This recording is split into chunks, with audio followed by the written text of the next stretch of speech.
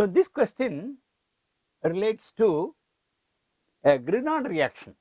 This is a very simple Grignard reaction, but the interesting part of the reaction is how will you get acetic acid? This is just nothing but acetic acid, CH3COOH, but acetic acid with a label at carbon.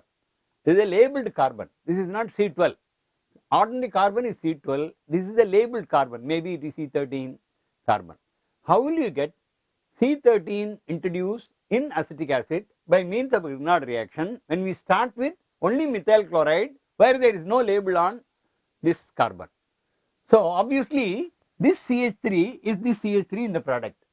So this the label in the carbon must come from the other reagent that is introduced during a Grignard reaction. Normally in a Grignard reaction, if an acid is made, the Grignard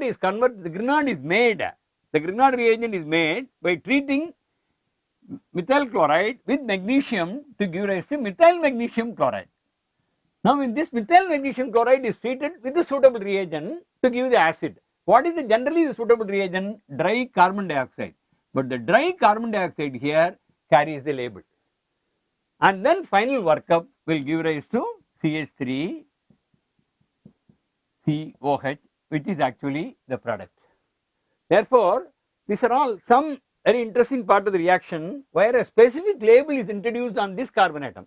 Supposing a question is asked in this way, how will you make an acid with the label on this carbon atom? We will have to start with methyl chloride having a label on this carbon atom, maybe C13, CH3Cl, and then treat it with ordinary carbon dioxide, which is only C12 carbon dioxide.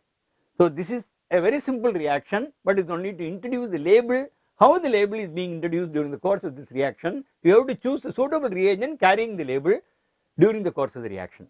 So that is actually the concept of the question. The next question is a very simple question. Normally a cyclic ketone and a secondary amine will react together to give what is known as, we will not go into the mechanisms of these reactions, but generally we should know this is what is known as an ene amine. Why do you call this as an ene amine? Because there is an ene and an amine here. Therefore, this is one of the methods of making an ene amine. Ene amine, of course, the double bond can come over here, and this lone pair of electrons are available on nitrogen. Then lone pair of electrons can come over here, and then immediately this double bond can go to this position, so that we can make an alkylation in this position. Enamines are used for short enamine reactions. We need not worry about the name of the reaction, but this is one of the methods of making what is a product which is referred as, I will write it here, this is referred as an ene amine. It is known as an ene amine because it has an ene, which is an olefin, and an amine, which is a nitrogen compound.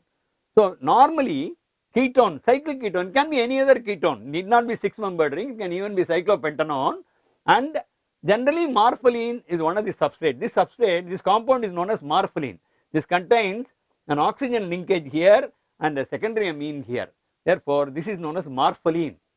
Morpholine, when it reacts with cyclohexanone under suitable conditions, of course there are some intermediates formed, and finally this enamine is obtained. So this is what is known as an enamine reaction.